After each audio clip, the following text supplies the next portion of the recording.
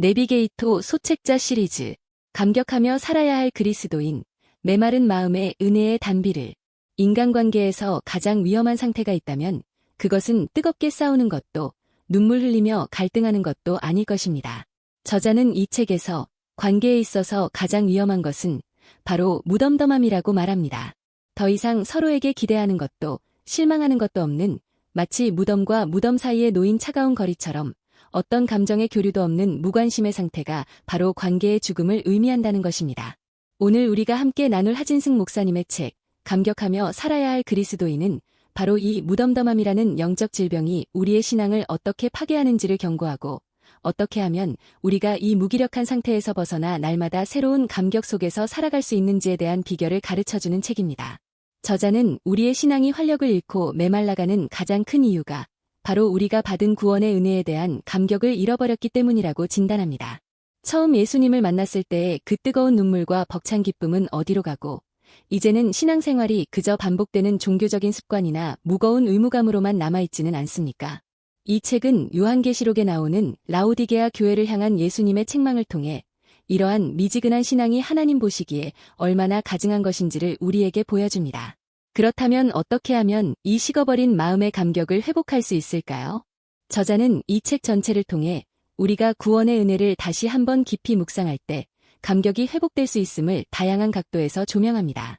첫 번째, 우리는 우리가 어디에서 구원받았는지를 기억해야 합니다. 우리는 종종 자신이 얼마나 끔찍한 죄의 상태에 있었는지를 잊어버리고 마치 스스로의 힘으로 의롭게 된 것처럼 교만해지기 쉽습니다. 그러나 에베소서 2장은 우리가 본질상 진노의 자녀였으며 허물과 죄로 죽었던 존재라고 선언합니다. 저자는 한때 사형수였던 사람이 왕의 특별 사면으로 풀려났을 때 느끼는 그 감격과 기쁨을 비유로 들며 영원한 사망의 형벌에서 구원받은 우리의 감격 역시 이와 같아야 한다고 말합니다. 두 번째, 우리는 우리가 어떻게 구원받았는지를 기억해야 합니다. 우리의 구원은 우리의 어떤 노력이나 자격으로 말미암은 것이 결코 아닙니다. 그것은 오직 로마서 5장 8절의 말씀처럼 우리가 아직 죄인 되었을 때에 그리스도께서 우리를 위하여 죽으심으로 이루어진 전적인 하나님의 은혜의 선물입니다. 아무런 대가 없이, 아무런 자격 없이 주어진 이 놀라운 선물의 가치를 깨달을 때 우리의 마음은 다시 한번 감사와 감격으로 채워질 수밖에 없습니다. 세 번째, 우리는 우리가 무엇을 위해 구원받았는지 그 목적을 기억해야 합니다. 우리는 단지 죄를 용서받고 천국에 가는 것만을 위해 구원받은 것이 아닙니다. 하나님께서는 우리를 이 땅에서 그분의 자녀로서, 왕같은 제사장으로서, 그리고 그리스도의 신부로서 살아가도록 부르셨습니다. 저자는 우리가 받은 이 새로운 신분과 사명이 얼마나 영광스럽고 존귀한 것인지를 깨달을 때 우리의 삶이 더 이상 무의미하거나 시시하게 느껴지지 않을 것이라고 말합니다. 특별히 저자는 그리스도의 신부라는 개념을 통해 우리가 주님과 맺어야 할 관계가 얼마나 친밀하고 사랑이 넘치는 관계여야 하는지를 강조합니다. 신부가 신랑을 위해 자신을 단장하듯 우리도 다시 오실 신랑 되신 예수님을 맞이하기 위해 매일의 삶을 거룩하고 순결하게 가꾸어 나가야 할 책임이 있다는 것입니다.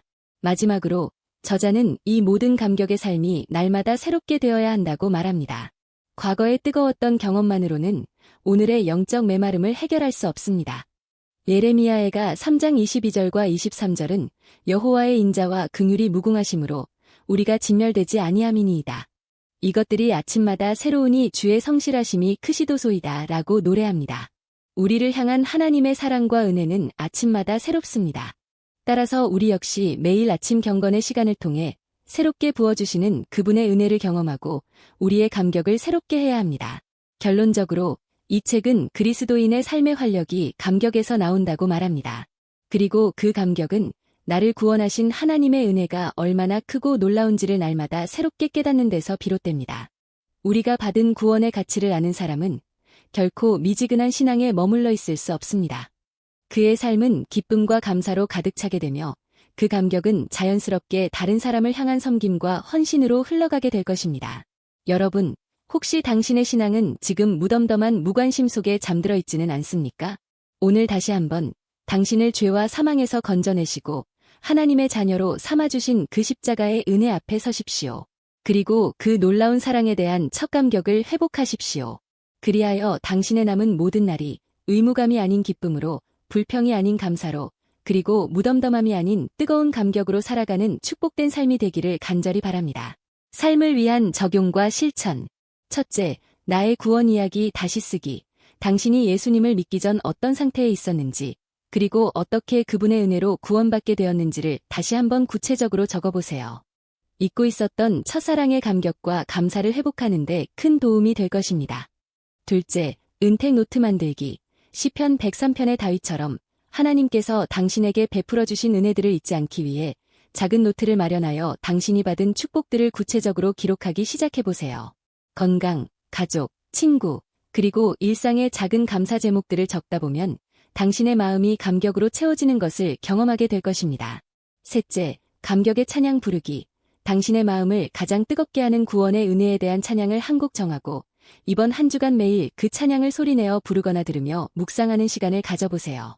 찬양의 가사를 통해 하나님의 사랑을 다시 한번 깊이 경험하고 식어버린 마음에 새로운 감격의 불을 지펴보세요.